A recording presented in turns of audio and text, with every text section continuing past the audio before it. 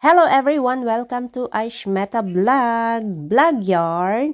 So for today's vlog videos, we're going to Intermarché. So ayun na nga mga guys, kakatapos lang namin ihatid yung aking asawa sa airport dahil babalik na naman siya sa kanyang trabaho sa Ireland. So para hindi ako malungkot, sabi ko sa biyanan ko, sasama kami mag-ina mag-grocery dito sa Soundless Intermarché. So, ayun na nga mga guys at nandito na kami and bibili lang daw kasi ng tubig yung aking biyanan and mga kakailanganin namin sa bahay. So, ayun na nga sabi ko, sasama kami mag-ina para naman iwas lungkot. Kasi malungkot ako mga guys. So, tuwing aalis talaga yung aking asawa syempre kahit sino naman malulungkot. So, sabi ko ayaw ko munang magmukmok sa bahay. So, ayun, sumama kami dito mag-ina, mag-grocery. Kasi, bibili nga kami ng mga frozen foods and then water. So, yun guys. Tara, samahan nyo kami dito sa grocery. So, di ba ganito lang guys yung simpleng pamilihan dito sa North of France. So, hindi katulad guys sa City of Paris na sobrang daming malls, dikit-dikit. So, kahit saan kayo pumunta, napaka-exciting.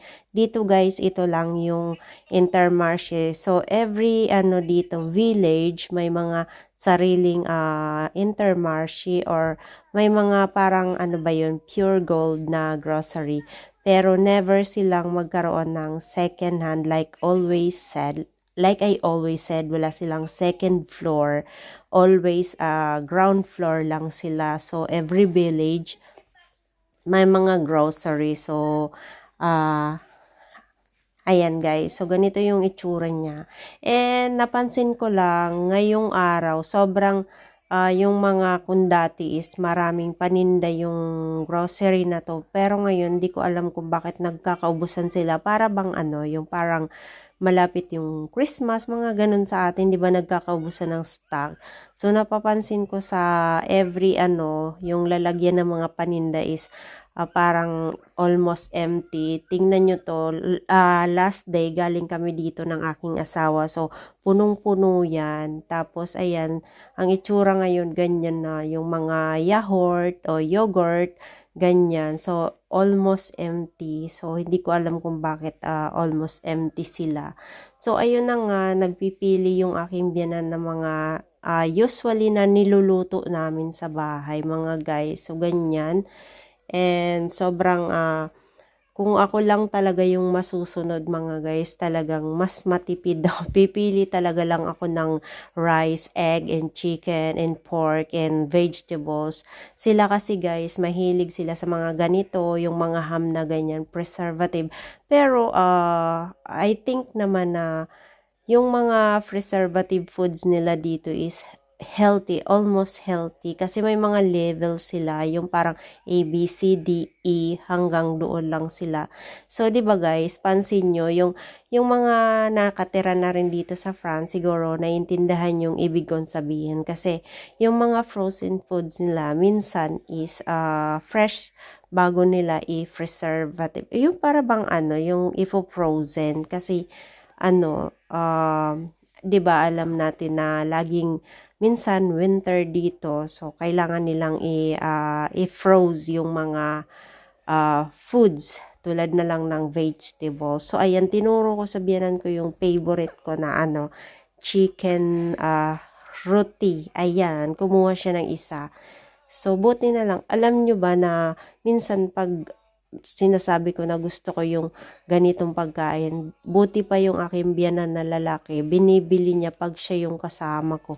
Pero pag ang kasama ko yung biyanan kong babae, wala, tahimik lang, dire-diretso lang sa pamimili. Pero yung itong biyanan ko lalaki, nakukunan ko ng jokes, yung mga ganyan. So, nandito na nga kami guys sa mga frozen na french fries, different flavor and different kind of taste, ganon.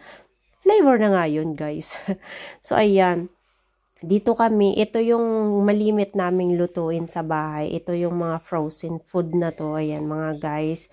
And halo-halo na siya, parang kumbaga sa atin is chowking. Pero fresh naman siya, guys. Ayan.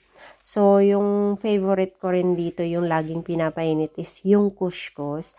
Ito yung patatas na para siyang mashed potatoes. So, sinabi ko sa biyanan ko, gusto ko yung kuskus, yung kinain namin last day together with my husband. So, kumuha siya ng madami. So, sobrang dami ng kinuha niya. And also, yung noodles with yung mga complete na, guys. Yung papainit mo na lang. So, parang nagluto ka na rin. Ayun, mahilig talaga sila sa mga ganyan-ganyan, guys. Ayan. So, nasa letter D, letter E. So, mga ganun yung level ng pagkain. Pag nasa letter E na mga guys, hindi na siya masyadong healthy, guys. Pero, ganun, no choice pa rin sila kasi, ayun. So, ayun, habang nag-video ako dito, napakadami din ng ice cream, yung mga design, grabe talaga yung mga ice cream dito. Yung mga hindi mo pa na-experience na mga ice cream dyan sa Pilipinas, makikita mo dito. Sobrang napakadami nilang ice cream. And, ayan, halos lahat ng Magnum dito, na-taste ko na yung lahat ng Tapos, grabe yung mga ice cream nila dito, mga guys. Ang wala lang silang ice cream sa fruits, it's yung yung papaya, kasi wala sila ditong papaya, mga guys. So, check outfit na naman tayo, char. So, ayun lang, guys. Ang tagal-tagal pumili ng biyanan ko dahil ito siguro yung tinungo niya dito. Yung mga frozen food na yan. And alam nyo kasi, hindi masyadong nagluluto ng mga fresh. Kasi, hindi ko maintindihan. Pag bibili kami dito ng karne, tulad ng pagbibili ng 1 kilong karne or 2 kilo, lulutuin na yan lahat. As in, hindi nila yan, nilalagay sa fridge. So, marami naman silang freezer. So, hindi ko pa maintindihan kasi hindi sila nagtatagal na mga ganun. So, ayan, dito na kami pupunta, guys. And, feeling ko lang, tapos na yung aking biyanan. Kasi, sabi niya, tubig lang daw yung bibilhin niya. Tapos, ayan, ang dami palang bibilhin. So, ang daming chorizo dito, guys. So, ayun, pupunta na nga kami sa, sa pila. So, kukuha pa daw ng tubig yung aking biyanan kasi hindi pa daw, sapat. So, bali 5 bundle yung kinuha naming tubig. Ayan. Kasi ito yung iniinom namin, mga guys. Mapili din yung aking biyanan sa pagdating sa tubig, mga guys. Kumbaga, Wilkins, ganun siya. Ayaw nila yung mga branded na katulad sa atin. May SM tubig, ganun.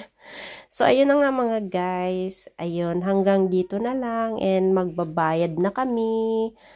Ayan, habang nagbabayad. So, nagte-text yung asawa ko. Sabi ko, nandito kami, kasama namin yung aking biyana, nag-grocery. And sabi ko sa kanya, bibili ako ng wag na daw akong bumili ng mga chocolates kasi mayroon na nga daw ako sa bahay.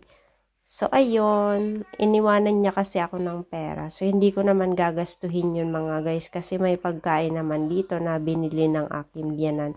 Sabi ko lang sa asawa ko na binili ako ng aking biyanan na yung favorite ko na parang chicken roti, ganon.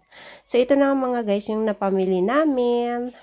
Thanks for watching, mga guys, and thanks for the support. Ayan, have a great day. Thanks for watching Ice Meta Vlog. Ice Meta Vlogs, char. So, yun lang, mga guys, and we are done. We're going home now, mga guys. Ayan. Ang bilis-bilis. Ganun lang talaga kami dito mag-grocery. Pag grocery, kung ano lang yung pakay mo, dun lang talaga. Ganun lang talaga yung kailangan mong bilhin. Huwag ka nang iikot-ikot. And also, boring naman dito, mga guys. Kasi hanggang panindahan lang nandito. Pera lang ang wala sa iyo, char. Kung wala kang pera, ganun. Huwag ka nang pumunta dito. Kasi mabuboring ka lang, guys. Ayun lang. Thanks for watching. Bye-bye, guys.